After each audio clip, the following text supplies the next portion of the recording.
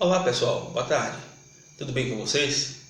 Mais uma vez nós estamos aqui para nós darmos uma reforçada no conteúdo que nós estudamos durante essa semana no SPE. Nós estamos na 16ª semana de quarentena e durante esta semana nós estamos dando uma revisada no módulo 1 de vocês, aquilo que nós estudamos na sala de aula antes da pandemia.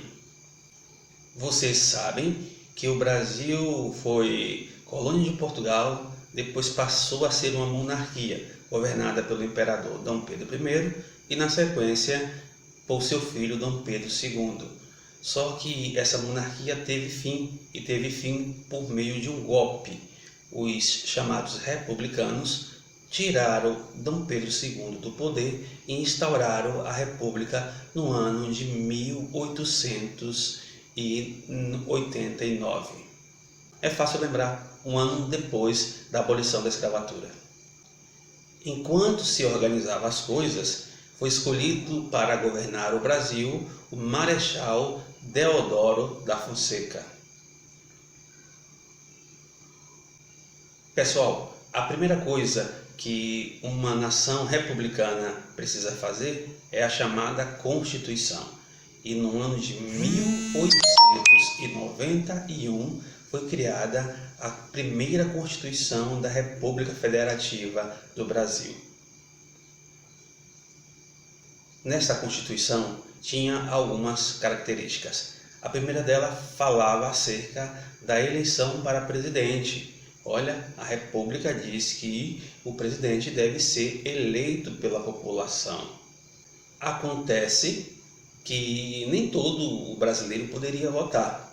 Estava fora dessa lista de votantes os negros, os índios, as mulheres.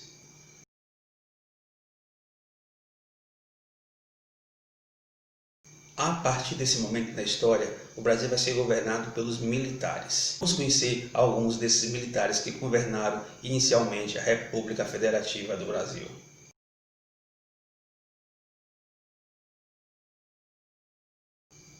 Para aqueles que achavam que o Brasil sendo uma república as coisas iam melhorar, se enganou.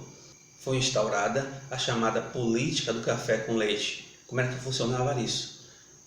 Toda vez que havia eleição, deveria escolher-se um presidente da república.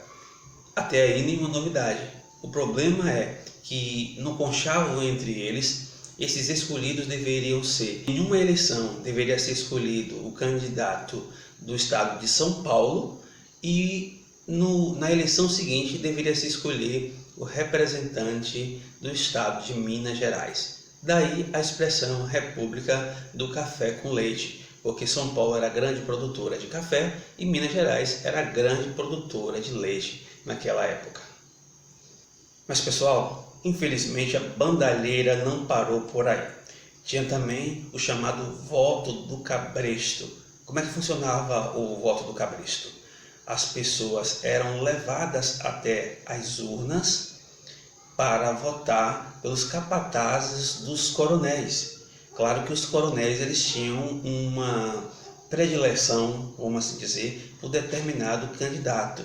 Então eles mandavam que os capatazes pudessem acompanhar o determinado eleitor até a urna e de lá de fora ele ficava ouvindo o voto daquele eleitor. Eu vou lembrar para vocês que o voto ele era oral e deveria ser pronunciado de forma alta.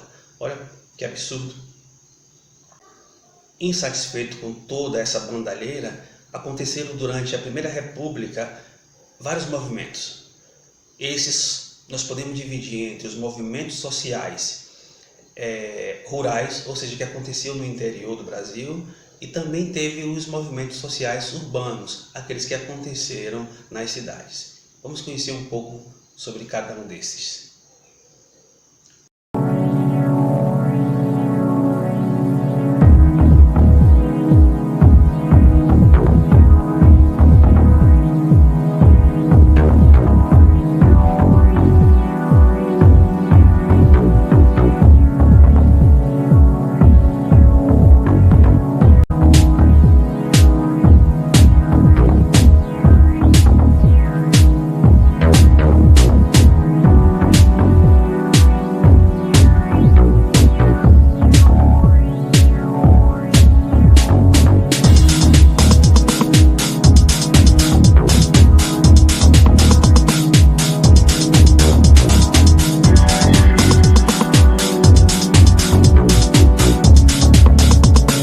isso aí, pessoal. Espero que vocês tenham gostado da nossa revisão. Qualquer coisa me chama lá no privado.